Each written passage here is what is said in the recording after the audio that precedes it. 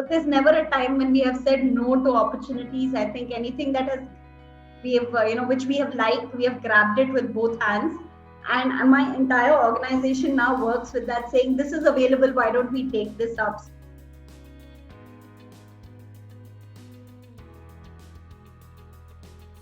So today we have Mridula Sridhar with us, who is the co-founder at Kreedo and Kido Enterprises. Now, Kido and Kreedo is doing some exceptional work in the education space, but for affordable private school segment. Talk to us about some of the challenges that you faced being a woman in the startup ecosystem. I have been a woman entrepreneur for 20 years now. I think for me, being in the field that I am in the education space, and we've not been a technology startup, we are a core education company. So the challenges have been varied in various aspects. In the initial years when I first started, when I was much younger, I think one of the first challenges as a woman entrepreneur that most of us have is not being taken seriously. So you get a pat on the back for being, oh, you're doing so well, for being brave and doing something, because the expectation is so low that you will not do anything, that anything is better than something. So I think expectation itself from women entrepreneurs saying anything they do is good enough because the expectation is so low. I think there's the constant, as the company grows, as the organization grows, I think one of the biggest other conflicts that we often come across is trying to find that balance between being a strong leader yet staying flexible, especially more so as a woman. I think this is something everybody has, but as a woman, if you border on the one side, then you're sort of labeled being difficult or aggressive, and if you go to the other extreme, then it's being weak or not so ambitious. Now, as we've started trying to raise money, there are two issues that have often come up. One is the nature of the business, which is not a very technically a technology startup, and hence people tend to think of it as non-scalable, though we don't believe so. The other thing, I think, as a woman, we are two of us. My husband's my co-founder, so although it's a mixed team, I just have a feeling in a lot of places that if there were two males instead of one male and one female co-founder, I just think the money raise might have been slightly easier, just from sheer perception. No, absolutely. And a large part as to why we want to bring out these challenges is because it's important that all stakeholders in the ecosystem know that these challenges exist, right? Mridula, I have been extremely fascinated and very inspired by the work that you do. It's in education. It's solving for the next billion in my mind. And also you've been able to crack a model which is not tech focused, but still scalable. So, talk to me about why did you decide to build in this particular sector? I think for me and for my entire organization, somehow we have always been very equality focused. It's not just about gender, but even economic equality. And we strongly believe that for any society to transform, it is education that's going to pave the way. Now, there are two ways you can look at it. You either say the society is already developed and hence everybody is going to get a good education. Or you say if we can provide good education to all, the society will automatically transform. So we, I think, are at the second part, at the latter part, where we really believe that changing education will change society. So if you want to get rid of all the inequities, whether it's economics, whether it's gender, it's a very interesting place to be in. It fascinates us to say if you want to reduce the number of crimes against women, then we have to have a more aware society, and that can't be done without education. We are also very strong believers of social reform via healthy capitalism, and if you can bring change through capitalism, nothing like it. We really believe that change will be sustainable and not transient, and hence this whole early education, affordable private school space, it just caught on to me the day I got exposed to it, saying, yes, this is where I want to be, this is what I've worked towards, and here's where I want to stay.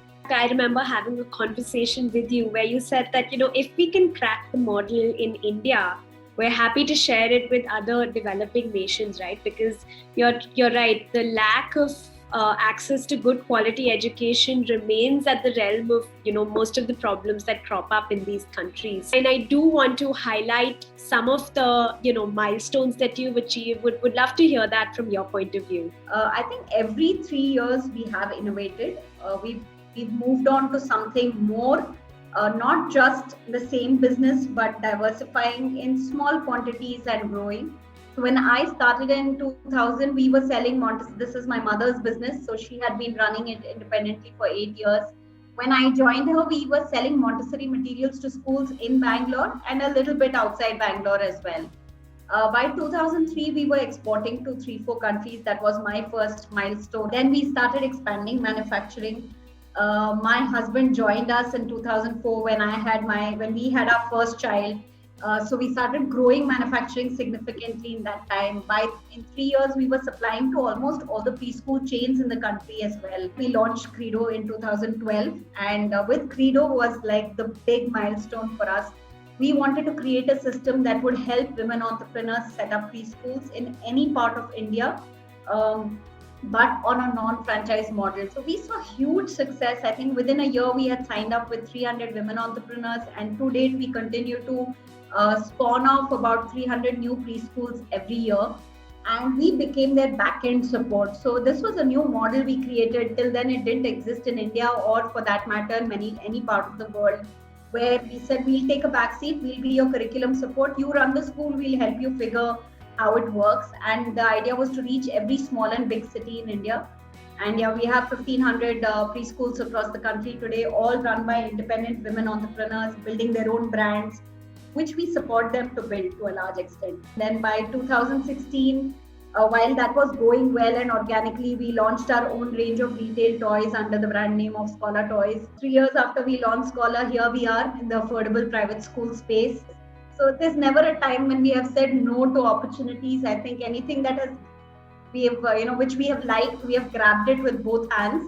And my entire organization now works with that, saying this is available, why don't we take this up? I loved how you've combined creating jobs for women, or rather creating micro entrepreneurs that are women, and also spreading education at the same time. Now, I would like to understand from you, what are some of those challenges that you have faced from a financial standpoint, and what kind of support do companies and startups like you expect from the financial ecosystem, definitely banks? I think just pure working capital investment is something banks do quite well. Ours is a typical classic business where from June to the next January or February, we're just investing, and the entire revenue comes in between February and July. It's a very peculiar seasonal business. Now, here's the kind of thing that banks could do really well, whether it be in terms of fee financing, whether it be in terms of just credit, which is partial for the year. You don't even need a year's credit. You need those 7 months credit to make the next 5 months happen.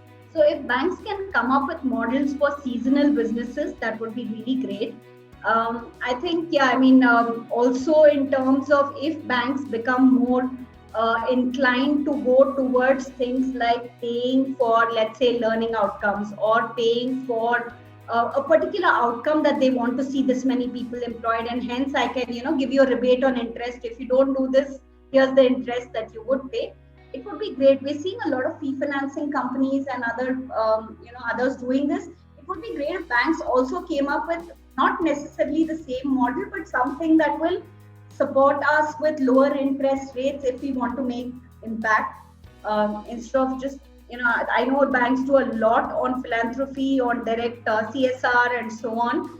I think this is a midway process, somewhere between complete CSR and complete commerce. If there can be something in between, that would really help companies like us make that change successfully. I think banks are taking a very pivotal role in kind of walking with and supporting the startup ecosystem. So would be really great to see some of these changes that you just mentioned kind of play out. So what is your business mantra? And more importantly, for anyone who's listening out there who's a woman, I think sometimes we undervalue ourselves, but we should not do that. I think we should just make the first plunge and the next couple of steps appear on their own. So would love to hear what your business mantra is. I think entrepreneurs, typical life, day, everything, it's like a sine curve.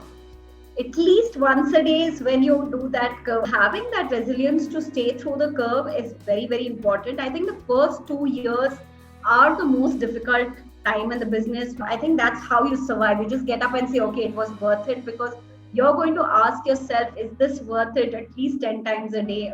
What am I doing in the initial times? It gets better. It always gets better. And you just need to stick it out for the first couple of years. Somehow, manage to find your work-life balance. I think that's a very abused phrase. I don't think there's anything as a work-life balance. It happens in phases. Balance is how you define it, not what people tell you to be. Thank you so much, Mridula. This has been an absolute pleasure, and we are completely in awe and very inspired by the work that you do, and wish you all the best. Thank you so much, and really appreciate HSBC running a diversity initiative like this. Thank you. Thank you.